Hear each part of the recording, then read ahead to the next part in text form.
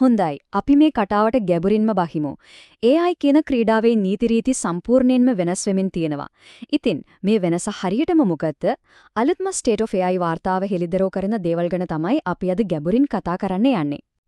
මේ වාර්තාවේ තියෙන ප්‍රධානම අදහස තමයි මේක කවුද දක්ෂම බුද්ධිමත්ම AI මොඩලේ හදන්නේ කියන තරංගිය ඒක දැන් ඉවරයි. ඇත්තම යුද්ධ දැන් පටන් අරන් තියෙන්නේ වෙනම තැනක. ඒ තමයි මේ බුද්ධිය අපි හැමෝගෙම අතට ගියන යටිතල පහසුකම් ගොඩනගන එකේ. ඉතින් මේකේ සරලම තේරුම තමයි පරණ සෙල්ලම් දැන් වැඩක් නැහැ. AI වලින් දිනන්න තිබ්බ නීති ඔක්කොම වෙනස් වෙලා. මේ ක්ෂේත්‍රයේ ඉස්සරහට යන්නේ කොහටද කියලා තේරුම් ගන්න අපිට අලුත්ම විදිහට හිතන්න වෙනවා. එහෙනම් දැන් ඇත්තටම වැදගත් වෙන්නේ මොනවද?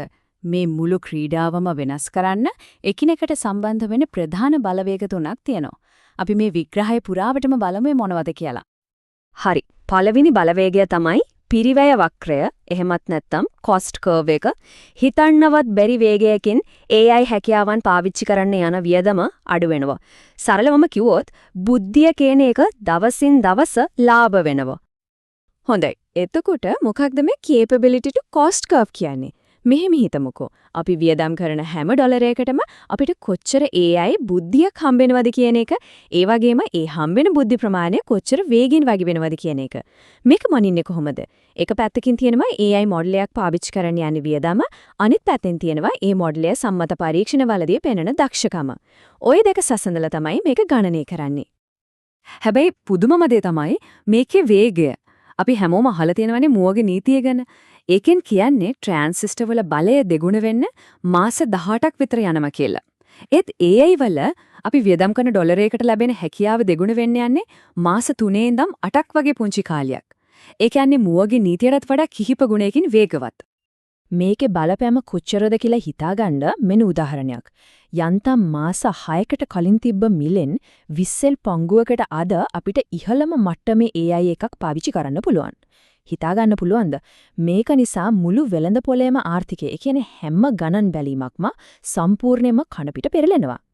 ඉතින් මේ විදිහට මිල වේගෙන් පහළට යනකොට ඒකෙන් ඇතිවෙන ආර්ථික ප්‍රතිවිපාක මොනවද? ප්‍රධාන කාරණා තුනක් තියෙනවා. පළවෙනි එක routing කියන එක තමයි අලුත් වාසිය. ඒ කියන්නේ එක සුපිරි මොඩලයක් හැම දෙයකටම පාවිච්චි කරන්න වෙනුවට හැම පොඩි වැඩේටම හරියන ලාභම සහ දක්ෂම මොඩලේ තෝරලා ඒකට ඒ වැඩේ බාර දෙන එක. දෙවෙනි එක මිල අඩු නිසා පාවිච්චිය අහස් උසට නගිනවා. අපි දැන් කතා කරන්නේ මාසිකක ටෝකන්, ඒ කියන්නේ වචන වගේ දත කැලි ක්වඩ්‍රිලියන් ගාණක්, ඒ කියන්නේ ට්‍රිලියන් ගාණක් සකසන මට්ටමක් ගැන. තුන්වෙනි එක අලුත් මොඩලයක් එළියට දාන එක දැන් තාක්ෂණික දෙයකට වඩා මූල්‍යමය සංඥාවක් වෙලා. සමාගම් සල්ලි හොයාගන්න වටයක් පටන් ගන්න කලින් වෙළඳපොලේ උනන්දුව හදන්න තමයි මේක පාවිච්චි කරන්නේ. හරි, අපි එහෙනම් යමු දෙවෙනි බලවේගයට. ඒ තමයි විතරණ යුද්ධ එහෙමත් නැත්නම් distribution war එක.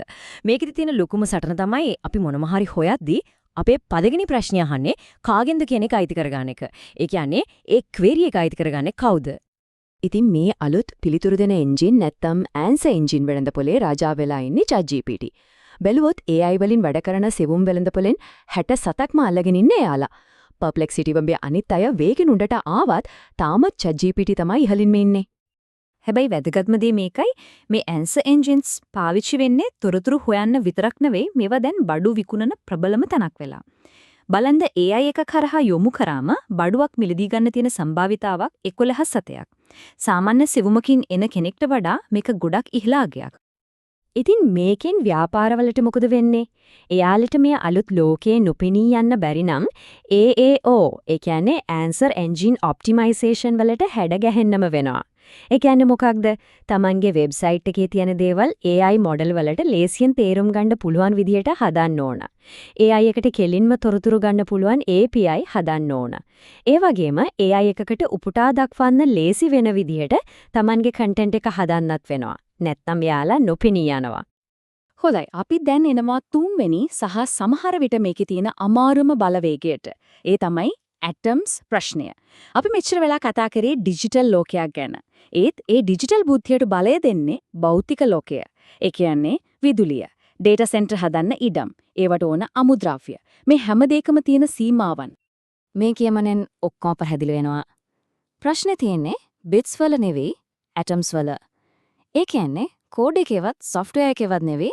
ඇත්ත ප්‍රශ්නේ තියෙන්නේ මේ හැමදේම හදන්න දුවවන්න ඕන කරන භෞතික සම්පත්වල. උදාහරණයක් විදිහට බලශක්ති තරංගේ ගමු. දැනටම ඩේටා සෙන්ටර් හදන්න ගියාම ප්‍රදේශවාසීන්ගෙන් විරෝධතා එනවා. බලපත්‍ර ගන්න එක ලේසි නෑ.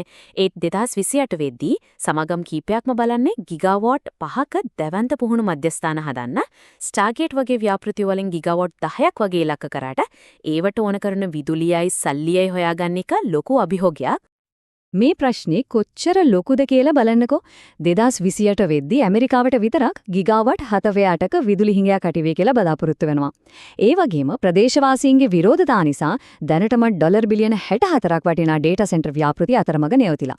හිතන්න 1 ගිගාවට් එකක ඩේටා සෙන්ටර් එකක් හදන්න ඩොලර් බිලියන 50ක් ඕන. ඉතින් මේවා පොඩි සෙල්ලම් නෙවෙයි. හරි. එතකොට මේ බලවේග තුනම දිහා බැලුවම මේ අලුත් AI ක්‍රීඩාව දිනන්න මොකද කරන්න ඕන? විවිධ පාර්ශ්වවලට මේකෙන් ගන්න පුරුවන් උපාය මාර්ගික පාඩම් මොනවාද? අපි ඒ ගැන බලමු. මේ ක්ෂේත්‍රයේ මොනවා හරි හදන කෙනෙක් නම් ව්‍යවසායකයෙක් නම් හිතේ තියාගන්න ඕන දේවල් කීපයක් තියෙනවා. පළවෙනි එක හැම මාස 4-5කට සැරයක් AI බුද්ධියට යන වියදම භාගයකින් අඩු වෙනවා කියලා හිතාගෙන වැඩ කරන්න ඕන. තරංගකාරී වාසිය හදාගන්න ඕන දක්ෂම රවුටිං සිස්ටම් එකක් හදන එකෙන් අර අපි කතා කරපු AEO ඒ කියන්නේ answer engine optimization හරියටම ඉගෙනගෙන ඒ අලුත් තැන්වල නොපෙනී යන්න නැතුව ඉන්න ඕන. ඒ වගේම අර භෞතික යටිතල පහසුකම් වල තියෙන අවදානම් ගැන නිතරම ඇහැ ගහගෙන ඉන්න. මොකද ඒක කෙලින්ම සේවාවට බලපාන්න පුළුවන්. ආයෝජකයෙක් විදිහට මේ ක්ෂේත්‍රය දිහා බලද්දී දැන් බලන්න ඕන මොඩල් එක කොච්චර හොඳද කියන එක විතරක් නෙවෙයි බලන්න ඕන රවුටිං ඉන්ටෙලිජන්ස්. ඒ කියන්නේ යොමු කිරීමේ බුද්ධියෙන් දිනන සමාගම් දිහා ඒ වගේම Nvidia වගේ සමාගම් වලටයි ලොකු හයිපර් ස්කේලර්ස් ලටයි ප්‍රාග්ධනයේ ගලාගෙන යන චක්‍රය තේරුම් ගන්න ඕන.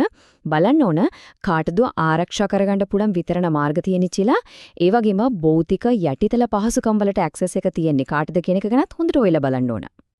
හොඳයි. මේ හැමදේම ගැන උනන්දුවක් දක්වන කෙනෙක් විදිහට අපි හිතන්න විදිය වෙනස් කරගන්න ඕන. දක්ෂම මොඩල් එක හොයනව වෙනුවට දක්ෂම පද්ධතිය ගැන හිතන්න පටන් ගන්න. තමන්ගේ වැඩවලට පවා මේ රවුටිං කියන තර්කය පාවිච්චි කරන්න පුරුවා. ඒක ඇඩ එක වැඩේට ගැලපෙන හොඳම ලාභම ටූල් එක පාවිච්චි කරන එක.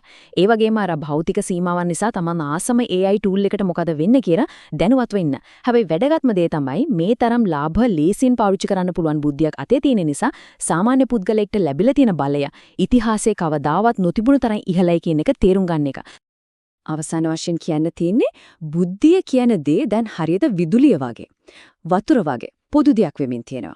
ඉතින් ඇත්තම ප්‍රශ්නේ තාක්ෂණය ගැනවත් කවුද දිනන්නේ කියන එකවත් නෙවෙයි. ඇත්තම ප්‍රශ්නේ තමයි මේ අසීමිත බුද්ධිය පාවිච්චි කරලා වඩාත්ම නිර්මාණශීලී දේ කරන්නේ කවුද කියන එක. ඒ අවස්ථාව දැන් අපි හැමෝටම විවෘත වෙලා තියෙනවා.